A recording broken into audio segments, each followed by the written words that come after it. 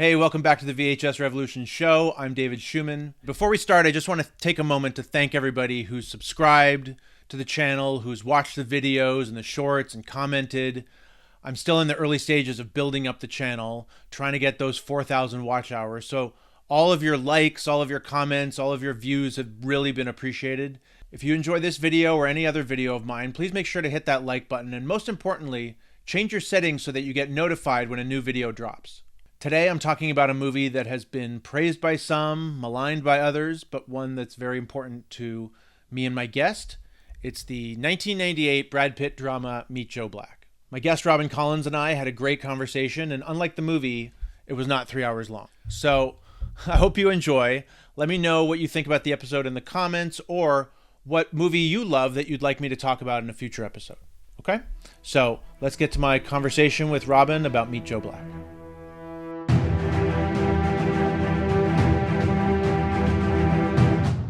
Robin Collins is here. Hi, Robin. Hi there, Dave. Okay, so Robin and I have known each other for almost 30 years, right? I think we met in 97, I believe. I think so. Yeah. Yeah. Tell everybody how you and I met.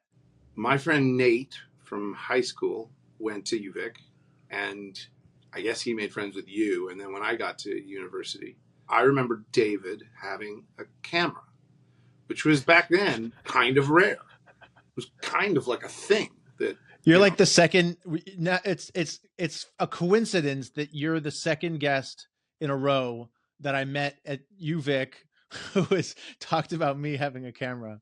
Well, I swear, not all of my guests are going to be people that I know from UVic. Robin, instead of me butchering your career and life, why don't you just tell us about yourself, what your relationship to movies is, Sure. And just kind of give us the lowdown. The first movie I can remember watching is The Last Unicorn, which was like, if you've watched it, it's not a happy-go-lucky movie. There's some real emotions in it, and I remember bawling but loving the movie too. Like, I was sad and glad, and I went through all these emotions, but I remember that's like my movie. I love this movie.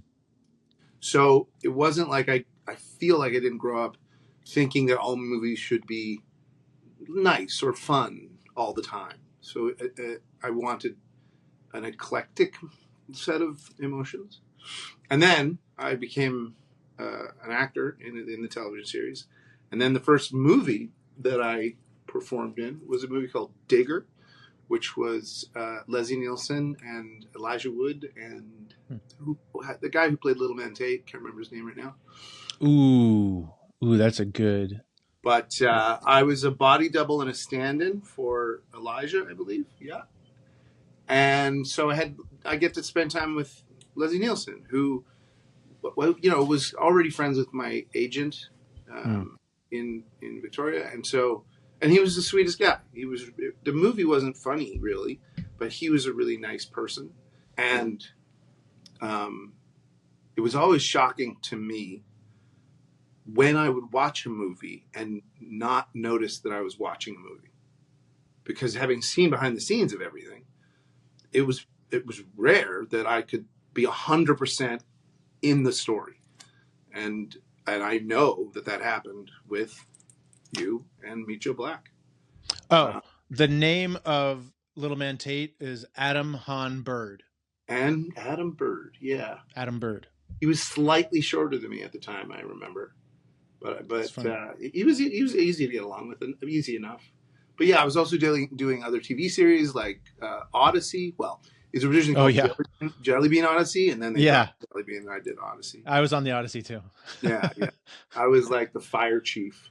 That show so there's this CBC show, right, about this kid who falls out of his treehouse and goes into a coma, and half of the show is like him in a coma in the real world, and like his mom and his sister stories, right? And then the other part of the show is in his coma world, this like fantasy world where it's a world ruled only by kids. And so this is like 92, 93. And at the time, it was like the show if you were a kid actor. I went on, I don't know, probably 10 auditions for that show before I Oh, really? got a part. Yeah. Right. And I would see the same actors all the time at CBC, for auditions. And Yeah. it was really funny. Yeah. Well, so what's interesting is, so to kind of connect a couple of things. So when I was like 14, 15, 16, I was an actor. I was on TV a couple of times. I was on this show Kid Zone. And so I was on this show Kid Zone, which was like a kids variety show for a full season. And I made enough money to buy myself a video camera. That was like my number one goal. I didn't care about anything else. I wanted to have a video camera. I wanted to videotape my life. I wanted to take it to school, take it to parties in college. Like that was the thing. And so that camera lasted for quite a while before I, ran it into the ground. And I still have a lot of those tapes.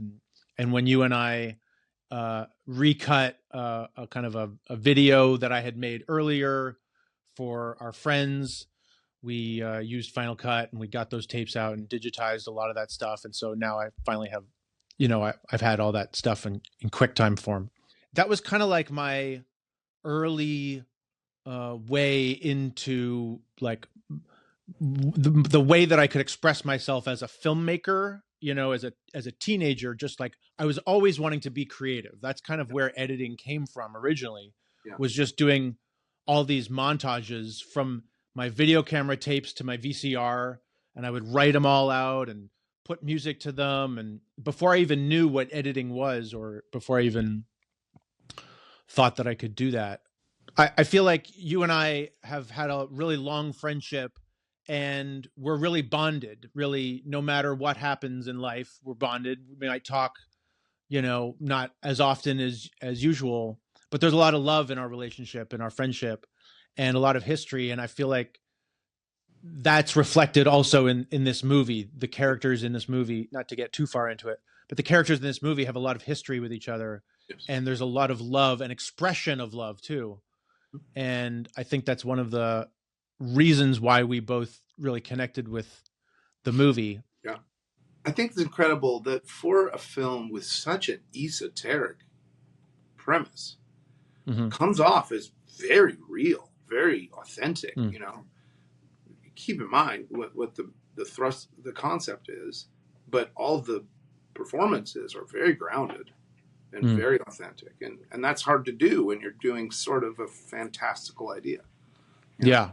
It's difficult to really nail it. What do you remember about seeing Meet Joe Black for the first time in the theater? Well, I knew that going into it, there was already a stigma against it, because it was like, it's a romantic movie, right? With Brad Pitt. So at the time, most people thought he's just a heartthrob. He doesn't really, it doesn't matter. But if girls like him, right? So, but I want to see movies that maybe are bad. It's always good to see bad movies too, just so you know what not to do. So I went in sort of neutral, with the suspicion that I'd be bored, and sat with you, and I think Jeff was there as well.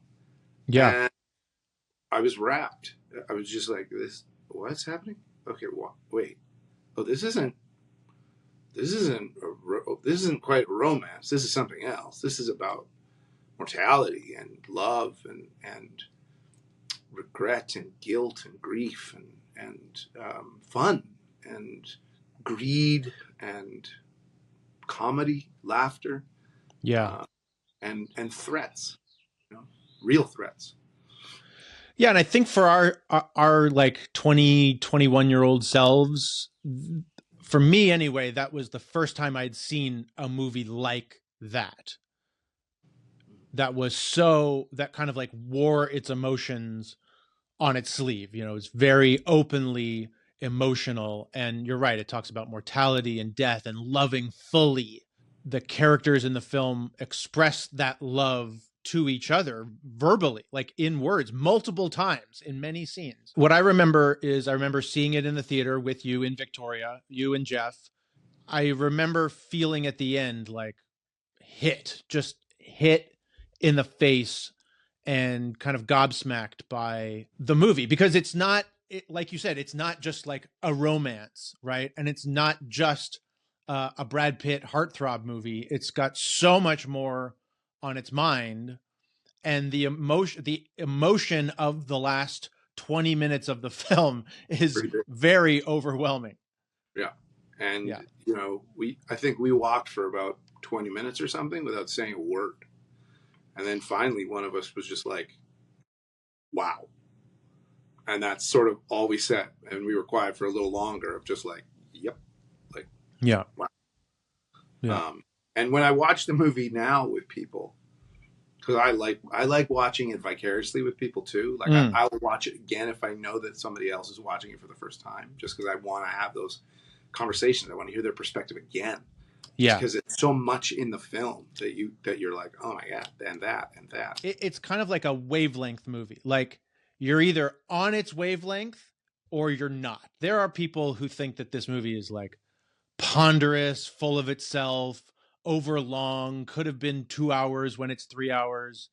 And then there's people like us who love that actually about the film, and love the emotion and the expression of emotion, and love the kind of contemplation of the characters just literally just like being with each other. There's a scene later in the movie that we'll get to where Brad, Joe, and Claire Forlani's character Susan are just looking at each other and saying so much with their eyes, with no words. And he's like basically like telling her who he is with his eyes, and she's getting so moved. And it's like, it's great. It's great. I was never like, okay, can we get on with it, please? Like I have somewhere else to be, like, and I think the scene with Anthony Hopkins and Claire Forlani on the plane, where he's asking her about Drew, her fiance, and saying, "I want you to love fully. You never know, lightning can strike twice." That's the moment where you should know as the viewer if you're in on this movie or out. Because if you're in on what he's saying and like really feeling it, then I think you'll love the movie. And if not, then you're not gonna have a good time. And they're on the helicopter, right? Yeah. And what I didn't notice until the last time I watched it is it's the most still and quiet helicopter I've ever seen. I'm like, wait, if they were on a helicopter, wouldn't it be really loud and they'd be moving around? Like, wait, what's it? It looks like they're in a helicopter for sure, but it's not doing any helicopter things. How did I watch it this many times without noticing that? Because their conversation is so engaging. You're like, I don't care about the world. Let's talk about these people. These two people are talking. And there's so many scenes like that where it feels like these are the only two people in the world, and everything else kind of fades away. Sometimes there's not even music. There's just like the faint background sounds, but these characters are so locked in with each other. Although, I mean, eventually we're going to talk about the music. I remember saying, one of the first things I remember saying to you is it was like watching a symphony. It was like watching a symphony, both in the music and in the prose and poetry of the dialogue and the performance. It was like watching three-dimensional music. I agree with that. It's funny. I remember thinking when we saw it that Anthony Hopkins' character was really old, but now seeing it, he's only 65. 65. He's a baby. And the other thing about it is, and we could kind of talk about this a little bit later, but in the party scene, he keeps like having all these like goodbye scenes with his family, and it's almost like they know he's going to go, but he's not sick. Like he exhibits no health issues. Well, really, other than like the heart attack. Yeah, sure. But like he's a healthy 65-year-old man. There's really no reason for him to be dying, right? His daughter says, "Why don't we get some food into that flat tummy?" Yeah. Right? So we're exclaiming that this character is in the prime of his life. Yeah. But just like the man in the coffee shop, it's his time. Yeah. At any moment that could change. So the kind of plot synopsis, and I got this off of IMDb, which is It's kind of funny in the way that it so simplifies. Sure. It says death takes the form of a young man killed in an accident and asks a media mogul to act as his guide to teach him about life on Earth, and in the process, he falls in love with the mogul's daughter. Technically accurate.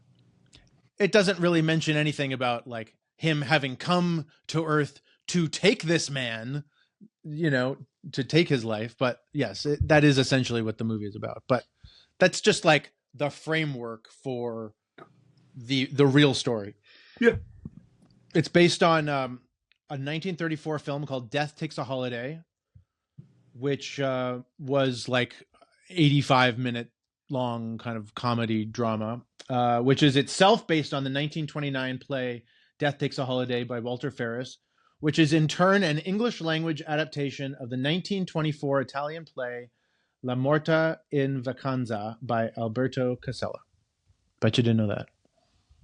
I didn't, but it makes sense. Yeah.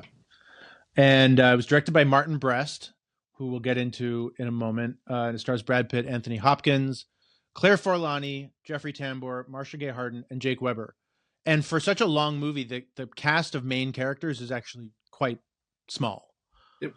And it's nice. It's really nice because you feel like by the end of the film that you've gotten to know all of them in a major way. All of them have at least one big scene, if not two. Yeah. Yes. Meet Joe Black was not a hit.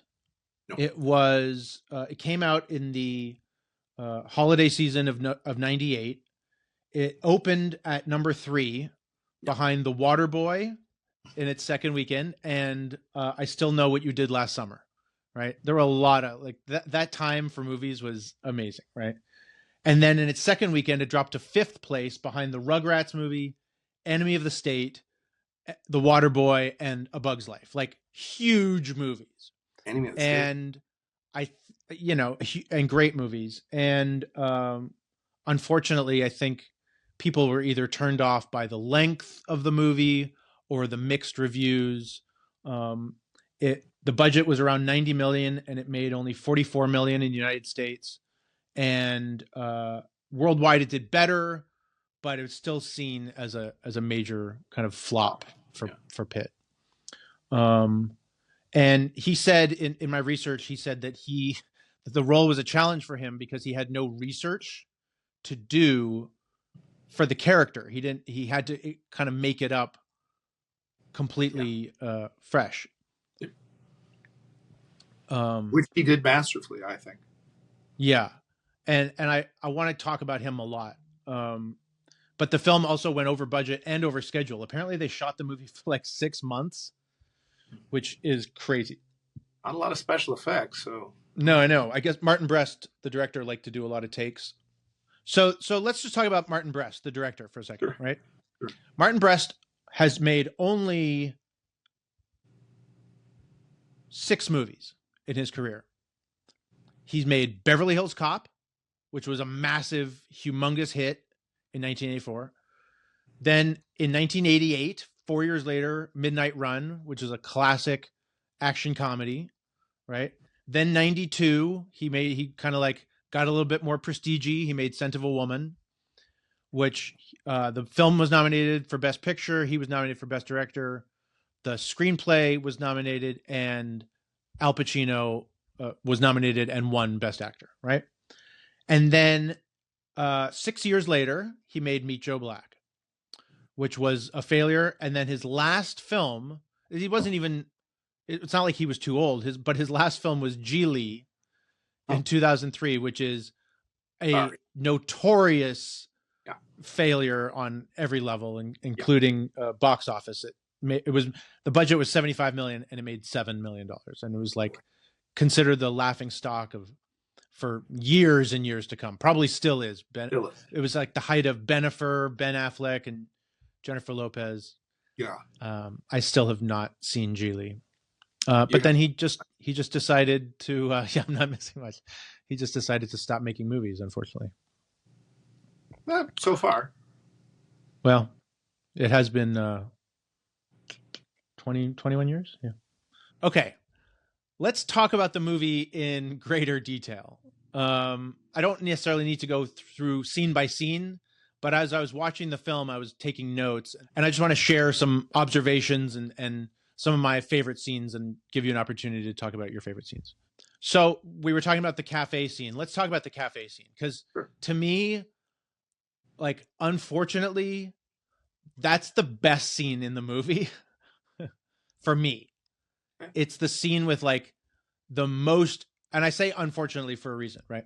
It's the scene with like they have such instant chemistry, right? And he's this like really loose, likable, funny guy who is like immediately warm. Yeah. Immediately wins her over. Protects his kid sister. Yeah. And they just have this instant kind of vibe at the coffee shop. And they make this connection, and he says, who knows, lightning could strike, right? Which is exactly what her dad said on the helicopter.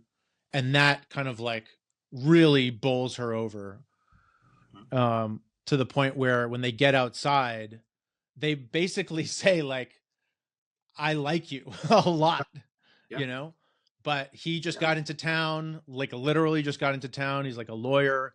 She has this fiance. She has to go to work. They walk away from each other in this really, I love it. Just a lovely scene, the way that it's played.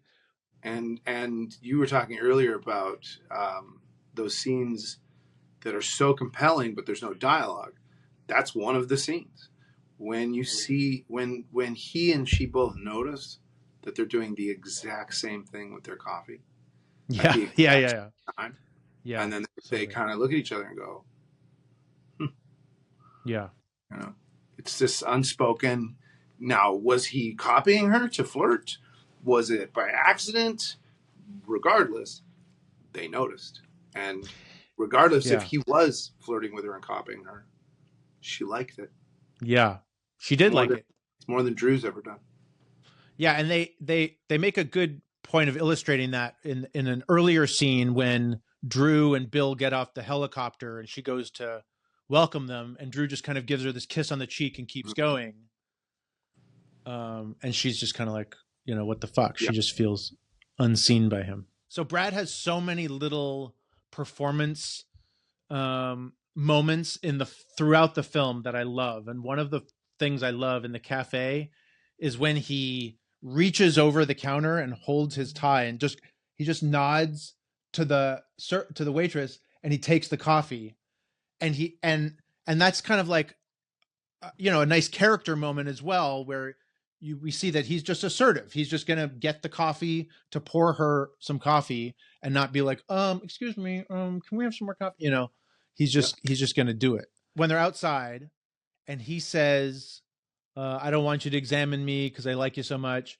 And then she says it and she laughs. She has these moments throughout the movie where she kind of laughs at, I don't know, at like she's embarrassed, or like the absurdity of the moment, or she's just like really feeling something. Her performance is so great as well. You know, it's just so. What it comes across to me, she's feeling these sort of butterfly feelings and isn't really prepared for them. Like how much she's compelled towards talking to this. And I think humans, when they feel like nervous or embarrassed or something is new, a reaction is to laugh, to be like, you know, that's what it comes across as, to me, that it's a nervous laugh, but she's not nervous of him. She's nervous of how much she's feeling. Yeah. And how much she wants to just wreck her impending marriage just for this man. It's tough for her. So then they walk away from each other, and they keep turning when the other one is walking away, and then the other one turns where the other one's walking away, and it's this, you know, really romantic dance. You want to like scream out, like, just stop, just, you know, face each other, like have the moment, you know. And then he gets not just like hit by a car, but like destroyed by two cars. And when I remember when we saw that and that moment happened, the shock and like the wave of shock through the audience was Yeah. really palpable. It was huge. Yeah. It was huge. And there was like uncomfortable laughter, and there was also like, whoa, what the fuck? Like that whole stretch from the beginning of the coffee shop scene to him getting hit is just a great stretch of the movie. And you're just, like we said, like you're not expecting that at all. The movie suddenly changes when you walk into the movie and you think it's sort of like a romantic movie, and you're like, okay, this is what it's going to be like. It's going to be this sort of, couple wants to be together but can't, and how do they get? And then, boom, no, it's not that movie. This is something way different. He gets hit by the car, which is this shocking moment. First, first a car honks at him and almost hits him. Oh yeah, right. We think as an audience, we're like, ooh, that's good. Oh no. Oh, yeah. Oh, he dodged him. Nope, he didn't dodge it. Nope. He just got slammed. I was just reading an article. Visually, we're looking for continuity as humans. And so when we see it happen, his form goes this way, we think, okay, he's going to go that. Nope, he goes that way. So it even feels like visually jarring. And it's not like breast went in all of a sudden and like looked at his body, or it's just you're just going to see it. It's like some of the fight scenes in the original Bourne, the camera's kind of further away than a normal action movie. So you really see it happening. Yeah. Whereas as the Bourne movies go on, they get closer and closer and closer and sort of cheat to make the action a little more actiony. But this was just like, just have a look at how this happens to a human. Yeah. Well, and also the way that they do it with no cuts is that you actually see Brad, like you said, like take a step back with the honking car. Oh, Jesus. And then it looks like he actually gets hit and destroyed, right?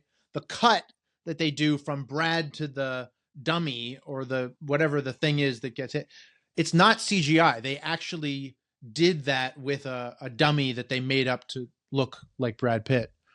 And where they got the idea to do it twice is because usually in movies somebody just like gets hit by a bus and then they're like thrown off screen. That's that. Yeah.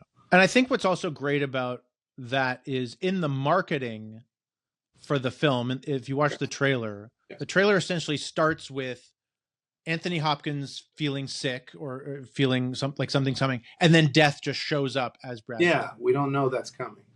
So we have no idea that. Even when I saw it, I was like, wait, who is this guy? This is Brad? Like, this doesn't look like the Brad from the trailers. No. Yeah. So is this guy lying? What's happening? Where does this go? Oh, there it went. Yeah. But the problem for me with that scene, as much as I love it, and I love talking about it, is their chemistry is so great that I want to see those characters in a movie together. Yeah. Right. I want to see that story. I want to see it play out with them. And even when he shows back up at the end, he's not quite the same guy. She started it, as we talked about before. She started in Mallrats out of nowhere, and she was great in that. But I don't know that I've seen her do much other than Mallrats and Meet Joe Black. Even though both times I've been like, oh, that was a really good performance. She had basically like a 5-year run. And I find that there's a lot of actresses, especially in the 90s, who appeared in like kind of like out of nowhere. Julia Ormond is another example. She was in Legends of the Fall with Brad and Anthony. And then she was in the remake of Sabrina with Harrison Ford. Mm-hmm. And then a couple of other things, and then gone. Like she would still do TV and other movies and stuff. But as far as like being in like big popular, Jean Triplehorn, another one. She was in Basic Instinct, The Firm, Waterworld, and then and it's just kind of crazy how this kind of thing happens. So Claire Forlani, who is not American, and when I heard her real English accent, I was like, this is not computing. Mm-hmm. So she was in Mallrats, Kevin Smith's film, and gorgeous in that. She had a small role as Sean Connery's daughter in The Rock. And then she's in Basquiat as his girlfriend. She has a pretty substantial role in that. And that's a film I really love. Then after Meet Joe Black in 98, she was in Mystery Men. Oh, yeah. Huh. Forgot about that. Yeah. It wasn't a hit, so that's... And then she was in... During the Freddie Prinze Jr.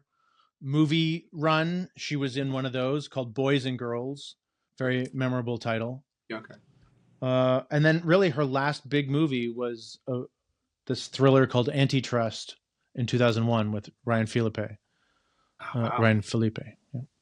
She become a dentist or something? No, I mean, she's continued to work. She's been in TV shows and movies, but just none with the presence of those earlier movies. And it's a shame because she's unbelievable in Meet Joe Black. Mm-hmm. Mm-hmm. A real compelling performance. She has this really hard role because, like we said, like she meets this guy who she's like almost instantly in love with, who has her kind of question everything. And then she has to spend the rest of the movie wondering who this guy is, Joe, who looks like the guy that she met at the coffee shop, but isn't, and then has to like fall in love with him. Mm-hmm. I was thinking at the end of the movie, when the actual Brad character comes back, that she's going to like go through the rest of her life wondering like, what the fuck just happened to you? Like, did you get possessed? Like, where did you go? And he can't answer it. And dad is dead, so he can't answer it. So she's going to have this huge mystery in her life that's completely unanswered. Well, if we were following the premise of the story, she'll eventually know. Yeah, exactly. Yeah. There's your sequel. Yeah. There's your sequel. Death comes back to take the body of her dead husband, old Brad Pitt, again. And then to take her. There you go. Wow. There you go. Let's get a hold of that. Get a hold of the director. Let's do this. Yeah, let's get Martin Brest to come out of retirement to make Meet Joe Black 2. Meet Joe Black 2, even blacker. Yeah. Meet Joe Black again. This time, he means business. This is no vacation. He's back in black. There you go. The sequel, the trailer has AC/DC. Amazing. I like this idea. It's quite... The tone is probably different. Yeah. A little bit different. I was thinking about Brad Pitt's performance as Joe Black. And he kind of plays him like a... There's three kind of like elements that I thought about. One is he plays him like kind of a little boy in this man's body, kind of like doesn't know what peanut butter is, doesn't even understand like adult emotions. Well, look at the dinner scene, right? When it's time when Bill says, Joe and I have a lot to do. Come with me, Joe. You see the actor, Brad, go up. Like, you can see him go, okay, up. I've never done up before. It's this way. And then the body comes with, okay, we got it. We're moving now. I get it. And when he first eats the peanut butter, it's like, this is the first time he's ever used this. He's like tasted machine. Anything. Yeah. And then he's like, yeah. Okay. And then he does this. But then he's like almost immediately good. He does this funny, like almost choking thing when he swallows it. Yeah.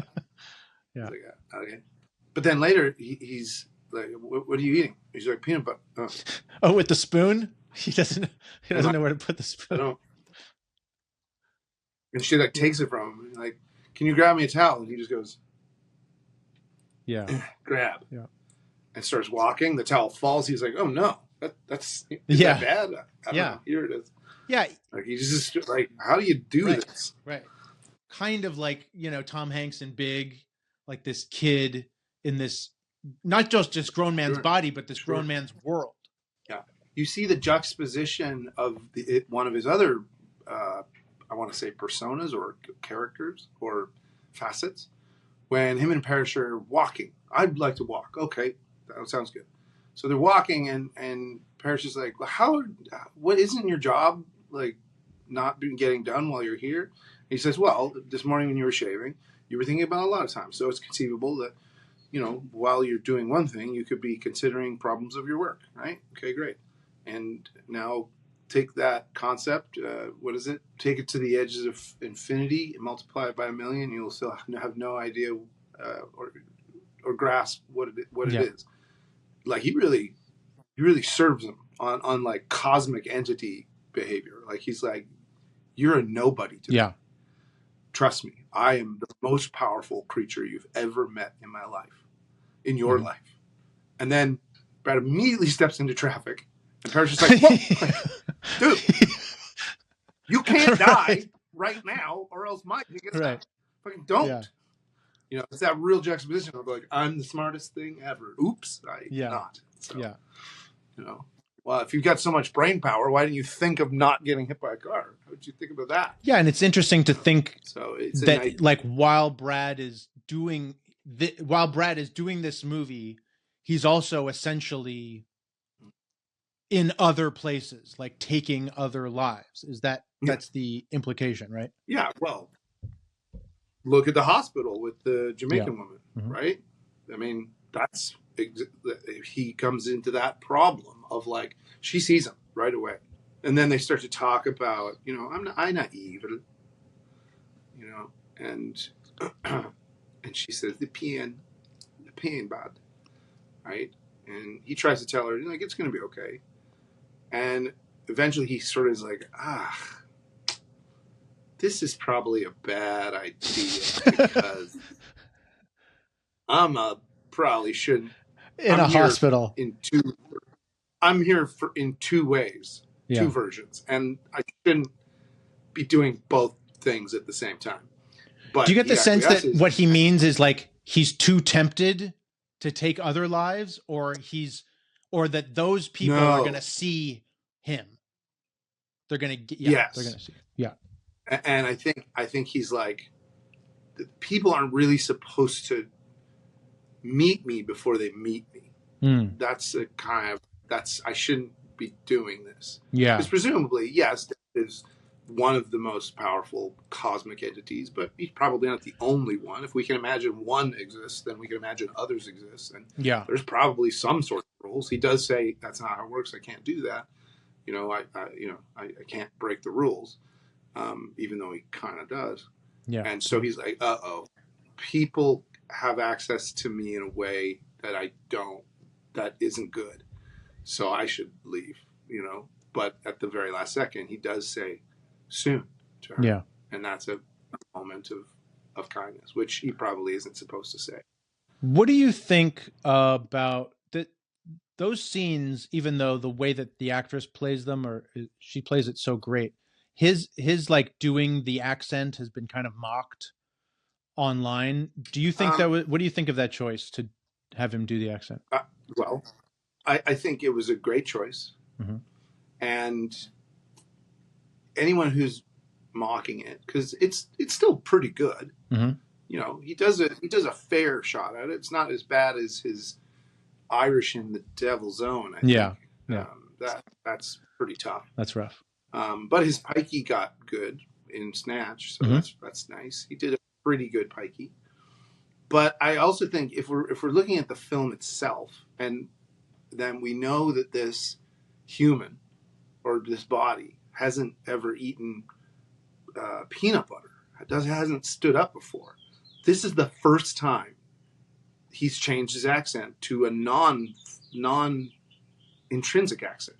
He uses the coffee guy's words, accent, voice, like he tries to do that. And he's like not good at it because he doesn't know how to fake it enough that people will think that he's the same guy. So I think if we're looking at the framework of the film, he's trying that for the first time too. And he's doing okay, but I wouldn't say you could imagine if he doesn't know how to eat peanut butter that he'd be able to do the right accent like right away. So for me, it wasn't a suspension of disbelief thing. I didn't have any problem with it. there's two other things that I was kind of reminded of in his performance. One was E.T., which was this like kind of childlike, otherworldly figure who, you know, kind of it's kind of the funny thing about the movie is that in bringing death, he also brings hope and resolution to these characters' lives, you know.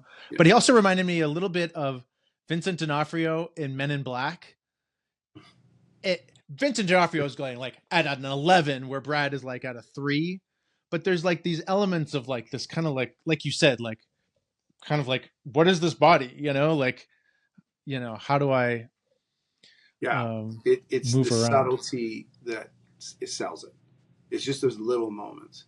If we saw a big performance like my arms don't work, right? Yeah, it's not gonna fly. But just the little ups and the looks of like the looks, and the tie scene where he's like, I don't really get this, and then Parrish punctuates it by going, huh! And he goes, oh. Yeah, and he goes, yeah, I like this. But then he turns around and he's like, that's fabulous. Yeah. Look at that. What? Yeah. These cookies. And what's funny is Brad Pitt thinks that he biffed this performance. Like he thinks that he blew it. I don't think so. I know. I think it's one of his Brad, if you're listening. Yeah. If you're watching, Brad Pitt, just know we love your performance and we think you're good. For a guy who was considered just a heartthrob for a very long time, every performance I've seen, most of the performances I've seen him in, they're actually quite well thought out, and he's a good character actor. Yeah. Very good. Yeah.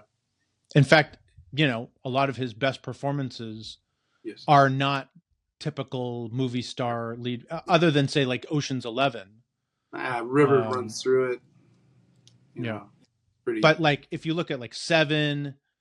California, even stuff like Moneyball and Tree of Life. Yeah. He's great. He's really he's actually a really understated actor. So Drew breaks up with Susan, right? Mm-hmm. And he's like, I don't like the way he talks to you. I don't like the way he looks at you. And she's like, I like the way he looks at me and talks to me. And then Drew leaves, and then she goes and she talks to Joe. And they have this scene where she's kind of feeling much closer to him. This is after like a few scenes of her like, who the fuck is this guy? Now she's kind of like warming up to him. And the look on his face, he has these moments where he like is almost like in a trance, and then he kind of like comes out of it. Yeah. Is well, I mean, if we're following that metaphor for him learning how to use a body, it means probably he's feeling the first physical sexual attraction of his existence. Yeah. And yeah, I think as arguably a straight guy, we are interested in secondary sexual attractors. Breasts, eyes, you know, butts, things like that. So yeah, chances are when he's looking at her as not just a job, like something he'll have to do later, when he starts to feel those feelings, he's like, what is this? Yeah. Like, oh shit, man. Yeah. Like, how does this work? Right. And I think that's proved out in the room, the boudoir scene. Yeah. The lovemaking scene. Like it felt like for the first time, and he was right. And it's not a particularly glorifying scene. No, like he's clearly not prepared for it. You know. No, he's not, and it doesn't glorify. What I love about that scene is that it doesn't feel like just a sex scene. They're not just having sex. And the film actually like really takes its time with them, like her kind of like taking off his jacket, taking off his shirt, like feeling him, having him feel the experience of being felt and being like aroused and attracted, and her experiencing maybe for the first time in her life, the sensation of being like actually like really wanted. Let's talk about two really big, amazing, important scenes / sequences. So Drew's comeuppance is great. And it's great for a number of reasons. The movie doesn't really have a villain.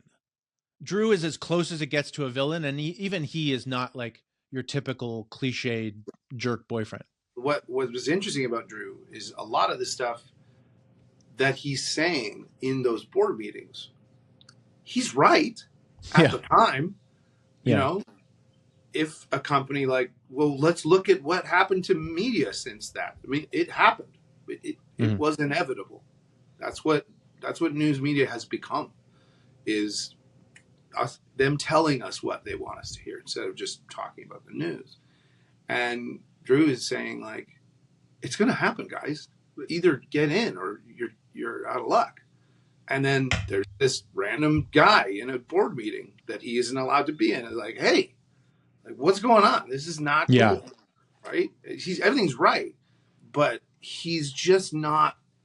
He's sympathetic to the problems of the company, but not empathetic to the humans in the boardroom and the family.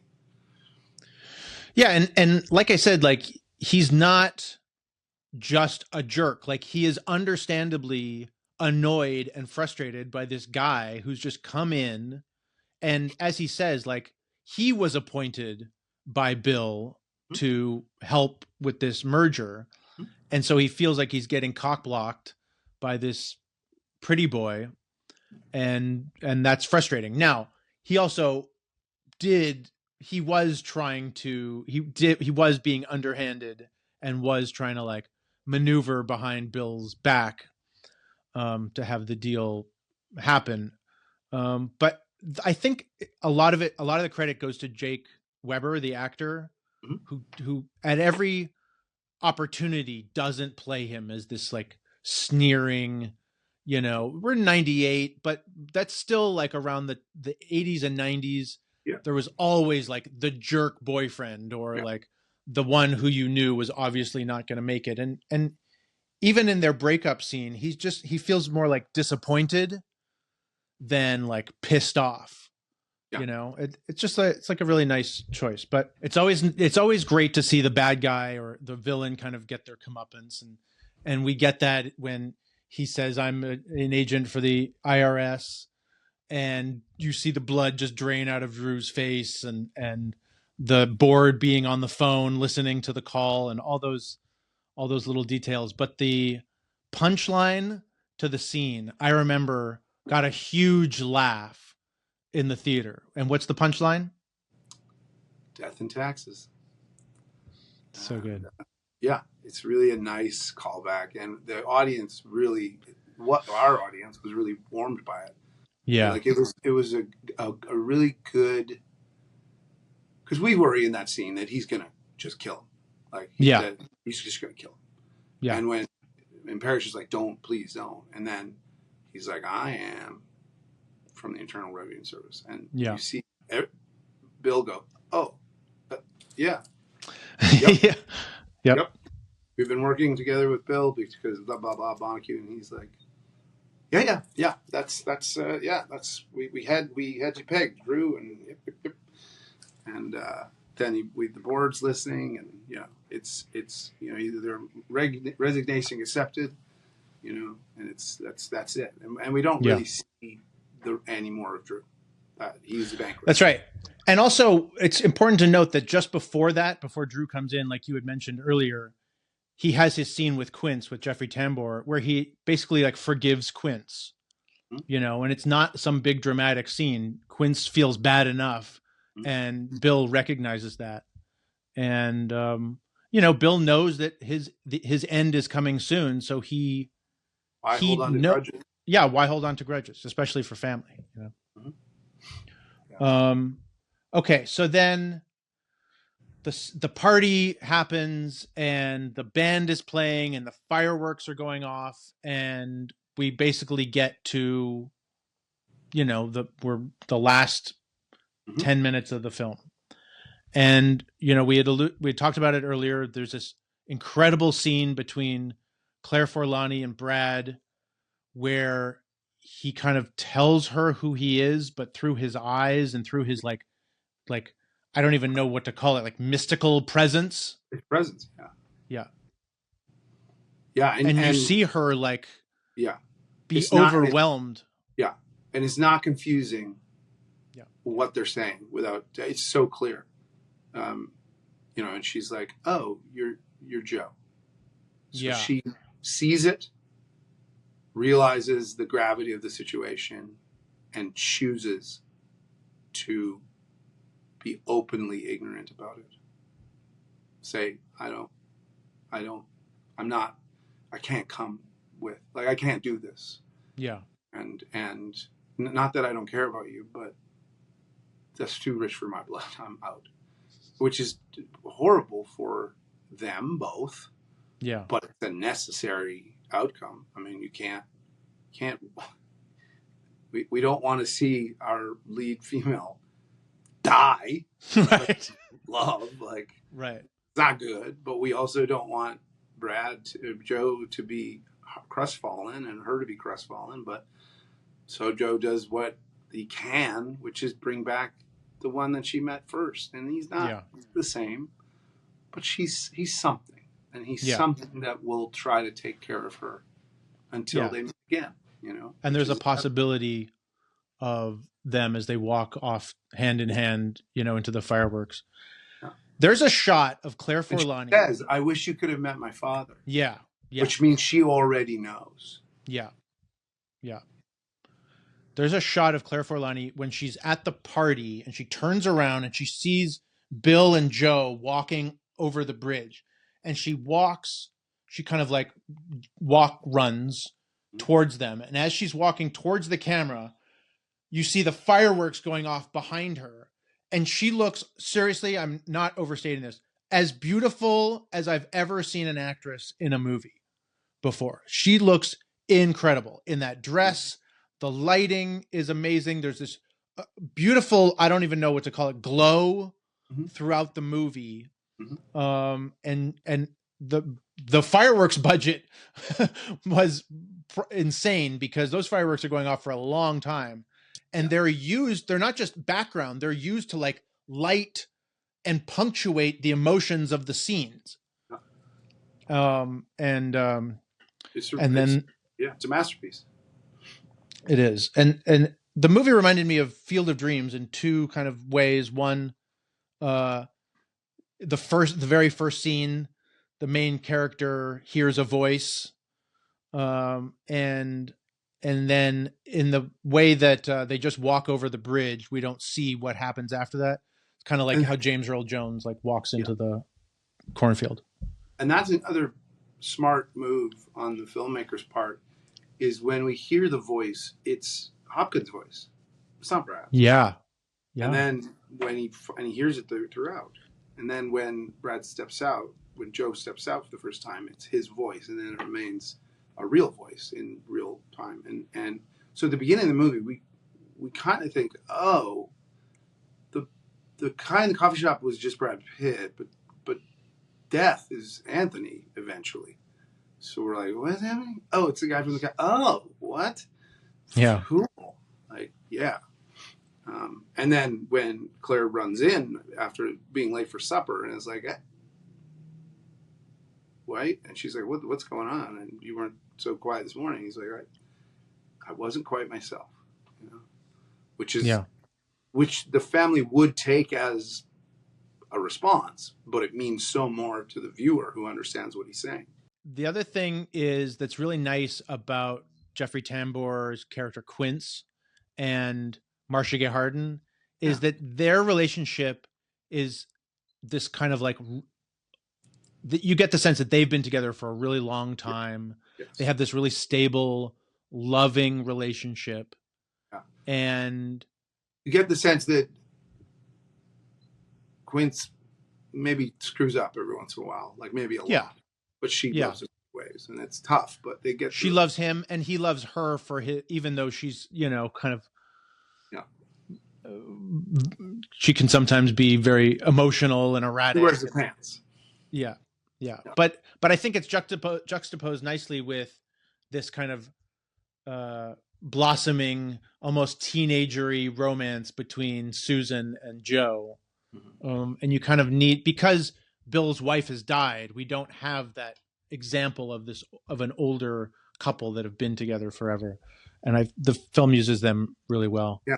There's a scene between Bill and Marcia Gay Harden, his older daughter, where she basically says, like, I know I'm not as, you don't think I'm as special, or you haven't related to me as being as special as Susan, but I really love you so much. And it's like, I mean, how could you not be moved by that? Like, these characters are expressing love, and especially having had, my dad has passed away now, and when I see people expressing love for their father, it's really moving and emotional to me. And I just love that scene. I think her performance is so and it's not sweet. Just, Daddy, I love you too, sweetheart.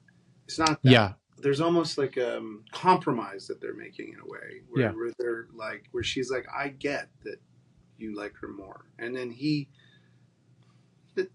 doesn't want her to feel that way, but he also doesn't want to lie to her, because she can be have a handful.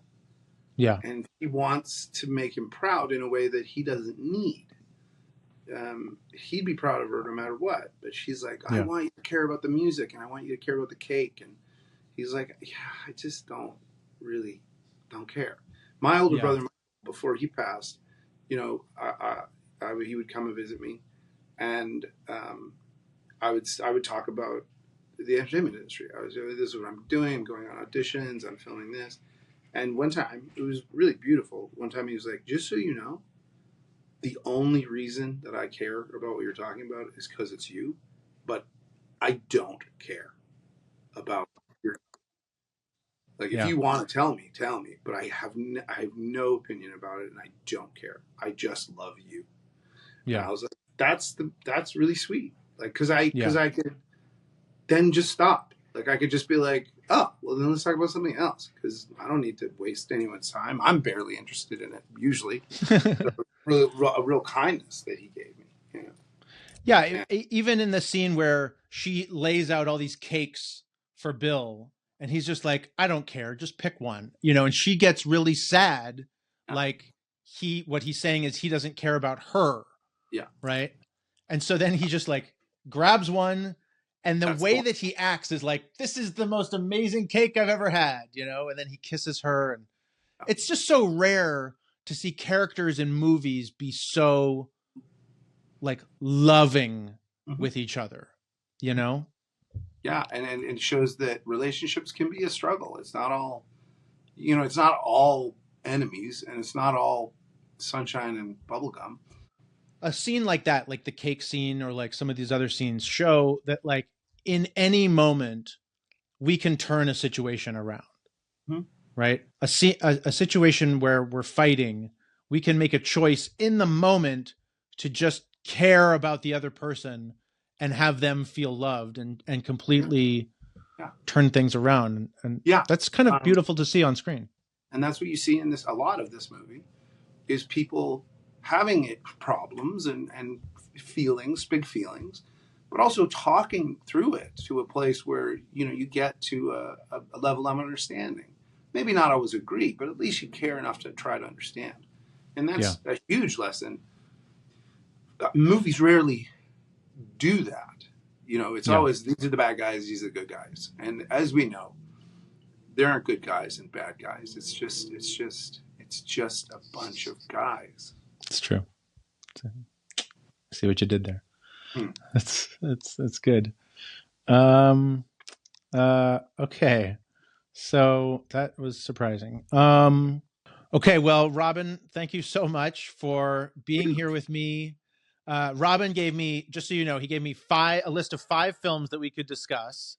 And I'm not going to say what the other 4 was, because I'd like to have you on in the future to discuss those films. But this is the one I picked because it means so much to us. And in the spirit of the film, Robin, you mean so much to me. So I really mean that. I love you better.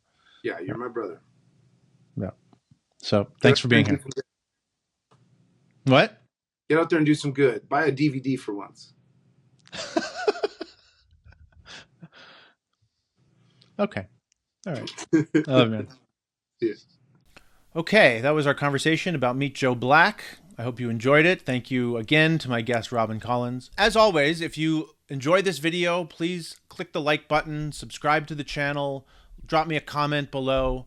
I'm trying to get to 4,000 watch hours as soon as possible. So all of your support, all of your comments and likes and shares and reshares, everything helps. So I'm David Schumann. This is the VHS Revolution Show, and I'll see you next time.